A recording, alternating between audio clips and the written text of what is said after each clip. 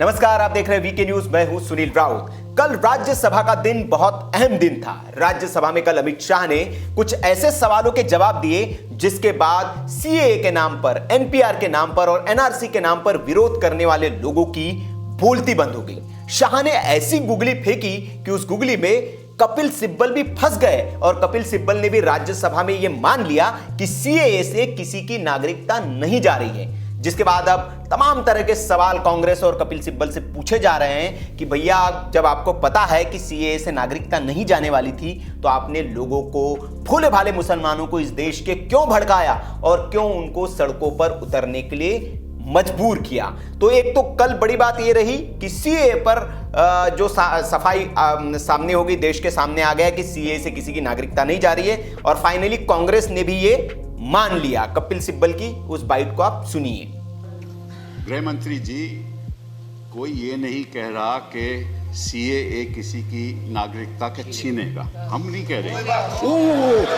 साहब एक मिनट बात तो सुन लीजिए। आप अरे नहीं, आप मेरी बात मेरी बात सुन लीजिए। आप मेरी बात तो सुन, मान्यवर मेरी बात। गुलाम नबी साहब करते हुए तो कपिल सिब्बल का ये जवाब देने के बाद एक और मामला उठा एनपीआर का, कि एनपीआर जो आप करा रहे हैं, नेशनल पॉपुलेशन रजिस्ट्रार, तो उसमें जो सवाल आप पूछ रहे हैं इससे खतरा है। फिर सीएए निपट गया, अब इस पे आ गई कि एनपीआर से खतरा है और इसलिए ये लोग डरे हुए हैं, सड़कों पर उतरे हैं। तो अमित शाह ने इसका भी दो टूक जवाब दिया और जो लोग विरोध प्रदर्शन कर रहे हैं उनको कहा कि एनपीआर से आपको डरने की बिल्कुल जरूरत नहीं है। एनपीआर में ना तो आपसे कागजात मांगे जाएंगे, पहली बात उन्होंने कही, ना ही एनपीआर में आपसे वो सवाल पूछे जाएंगे जो आप नहीं बताना चाहते। जो नहीं बताना चाहते मत बताइए, ब्लैंक छोड़ दीजिए। फिर उसके बाद विपक्ष ने कहा कि डी लगा देंगे आप, जिस पर ये असदुद्दीन ओवैसी जगह जगह जाकर सभाओं में लोगों को बता रहे कि डी लगा देंगे। डी मतलब डाउटफुल। और फिर उसके बाद आपको कहा जाएगा कि अच्छा, है तो बांग्लादेश से आए हो, पाकिस्तान से, और आपकी नागरिकता चली जाएंगी।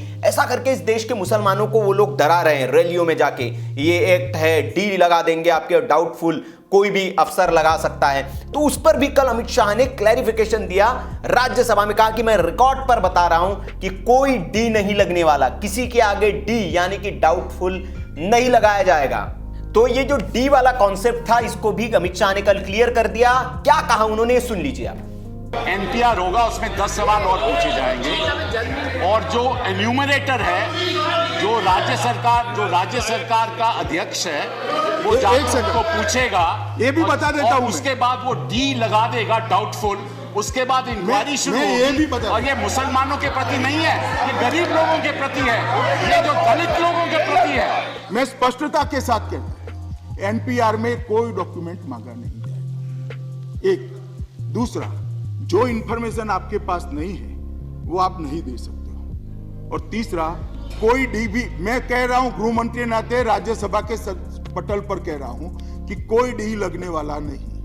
आई थिंक गृह मंत्री जी कह रहे हैं, अगर मैं अच्छी तरह से सुना, कि डी किसी के सामने नहीं लगेगा। हाँ जी, यही कह रहे हैं। हाँ जी, तो डी नहीं लगेगा जी।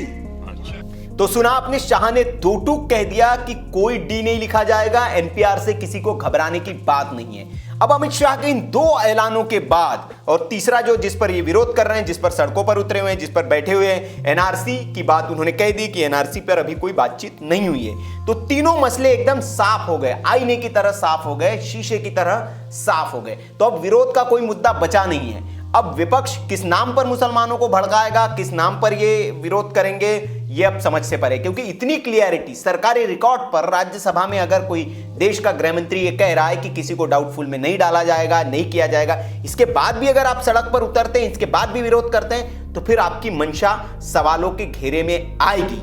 इसीलिए दरअसल आपको बता दें कि एनपीआर जिस पर विरोध है, थोड़ा सा उसको भी आपको समझने की जरूरत है। एनपीआर है क्या? एनपीआर है नेशनल पॉपुलेशन रजिस्ट्रार, और ये कोई मोदी सरकार ने नहीं लाया है। इसको 2010 में यूपीए गवर्नमेंट, मनमोहन सिंह की सरकार थी, यूपीए की, United progressive alliance, Sonia Gandhi के कांग्रेस पार्टी नीत वाली, तो उसमें ये जो है लाया गया था एनपीआर। और इस एनपीआर के तहत 2010 में जब ये एनपीआर की प्रक्रिया शुरू हुई थी तो उसमें 15 सवाल पूछे गए थे। अब कौन से सवाल थे जो पूछे गए थे? एक तो पहले व्यक्ति का नाम, जो व्यक्ति जिसका सर्वे होगा, मुखिया से उसका संबंध क्या है, पिता है, बेटा है, बहन है, भाई है, जो भी है, पिता का नाम, फिर माता का नाम, फिर पत्नी का नाम अगर आप शादीशुदा है तो, या पति का नाम, आपका लिंग क्या है ये पूछा जाएगा, मेल फीमेल, जन्म तारीख पूछी गई थी, किस तारीख को पैदा हुए, वैवाहिक स्थिति क्या है, आप अनमैरिड है, मैरिड है, जन्म स्थान आपका क्या है, कहाँ आप पैदा हुए, और आपकी घोषित राष्ट्रीयता क्या है, क्या आप भारतीय है या किसी और राष्ट्रीयता आपकी है, तो वो आपको बताना होता है। और इसके साथ अलावा सामान्य निवास का वर्तमान पता पूछा गया था, वर्तमान पते पर रहने की अवधि पूछी गई थी कि कब से आप रह रहे हैं। स्थायी निवास का पता, अगर आप किराए पे कहीं रहते हैं तो आपका जो स्थायी परमानेंट एड्रेस है वो क्या है, वो पूछा गया था। और आप क्या बिजनेस करते हैं, कोई अगर बिजनेस करते हैं तो वो, और आप कितने पढ़े लिखे। ये 15 सवाल जो है ये यूपीए गवर्नमेंट के दौरान पूछे गए थे। लेकिन अंग्रेजी अखबार इंडियन एक्सप्रेस ने अपनी खबर में दावा किया था कि साल 2020 में जो एनपीआर होने जा रहा है उसमें 8 नए सवाल मोदी सरकार ने जोड़े हैं। कि अब वो 8 सवाल कौन से हैं वो भी जरा सा देख लीजिए। हालांकि गृहमंत्री ने साफ कर दिया है कि कोई भी व्यक्ति अगर उनकी इच्छा नहीं है तो इन सवालों के जवाब नहीं दे सकता, इसको ब्लैंक छोड़ सकता है। फिर भी 8 सवाल कौन से आप देख लीजिए। आधार नंबर, मुझे नहीं लगता कि आधार नंबर देने में किसी को कोई दिक्कत होगी, क्योंकि कहीं पे भी हम जाते हैं बैंक खाता खोलते हैं तो आधार नंबर देते ही हैं। मोबाइल नंबर देने में भी कोई दिक्कत नहीं हो, तो सार्वजनिक होता है तो मोबाइल नंबर पूछा जाएगा। माता पिता का जन्म स्थान और जन्म तिथि, अब इसमें किसी को क्या दिक्कत हो सकती है, मुझे समझ से परे है कि मेरे माता पिता कहाँ पैदा हुए हैं ये बताने में मुझे शर्म तो नहीं आएगी, और वो किस डेट में पैदा हुए अगर मुझे जानकारी, जन्म तिथि उनकी पता है, डेट ऑफ बर्थ पता है, तो मुझे बता देना चाहिए। तो 3 चीजें ये। चौथा है कि पिछला निवास का पता, पहले कहाँ रहते थे आप। तो ऑब्वियसली बात है कि जैसे रेंटेड लोग हैं, बदलते रहते, शहर दर शहर नौकरी की तलाश में जाते हैं, तो पिछले निवास का पता बताने में कोई हर्ज नहीं होना चाहिए। तो एक ये सवाल। पासपोर्ट नंबर पूछा गया, अगर आप भारतीय हैं तो, विदेशी है तो फिर तो आपके पासपोर्ट की जरूरत नहीं है, अगर पासपोर्ट है आपके पास नहीं है तो मत बताइए। वोटर आईडी कार्ड का नंबर पूछा गया, तो वोटर आईडी कार्ड जब हम वोट देने जाते हैं तो वोटर आईडी कार्ड तो दिखाते हैं, तो उसका नंबर बताने में कोई हर्ज नहीं होना चाहिए।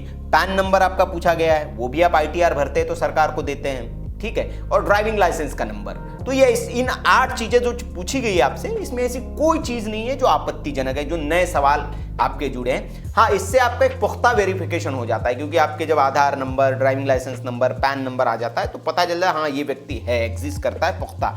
तो ये 8 सवाल। अब इन 8 सवालों में क्या आपत्ति हो सकती है, क्या दिक्कत हो सकता है, वो दिक्कत करने वाले ही बताए जो कह रहे हैं कि कागज नहीं दिखाएंगे और बता देना कि भैया रंगा बिल्ला नाम है। तो ये ये वही लोग बता सकते हैं कि इन 8 सवालों में क्या दिक्कत है। तो ये तो रहा। लेकिन हालांकि ठीक है, इसमें भी आपको दिक्कत है तो अमित शाह ने कह दिया कल कि भैया आपको नहीं बताना है, मत बताइए, आपको डाउटफुल नहीं लगाया जाएगा और कोई आपकी नागरिकता नहीं जा रही है, आप निश्चिंत रहिए। देश के मुसलमानों से उन्होंने आह्वान किया और किसी के भड़कावे में ना आए। तो वीके न्यूज भी आपको आज इस मंच से कह रहा है, जो मुसलमान भाई हमारे इस वीडियो को देख रहे हैं तो वो नेताओं के भड़कावे में ना आए। देश का माहौल जिन लोगों ने खराब किया उनको आपको जवाब देना है कि कोई किसी की नागरिकता नहीं जा रही है और किसी के भड़कावे में आपको नहीं आना है, क्योंकि देश के गृह मंत्री ने संसद में रिकॉर्ड पर कहा है कि किसी को डाउटफुल एनपीआर में नहीं रखा जाएगा। तो एनपीआर के नाम पे, क्योंकि होगा ये कि आप अराजकता करेंगे और फिर वही होगा कि कार्रवाइयाँ होगी, पकड़े जाएंगे और मासूम मजलूम लोगों को ही सज़ा मिलती है। कोई नेता का बेटा या किसी बड़े बाप का बेटा इसमें नहीं फंसता है, फंसता आम आदमी है। तो आप सोचिए, विचार करिए। और अब नहीं लगता है कि कोई बात कन्फ्यूज़न की रह गई है। तो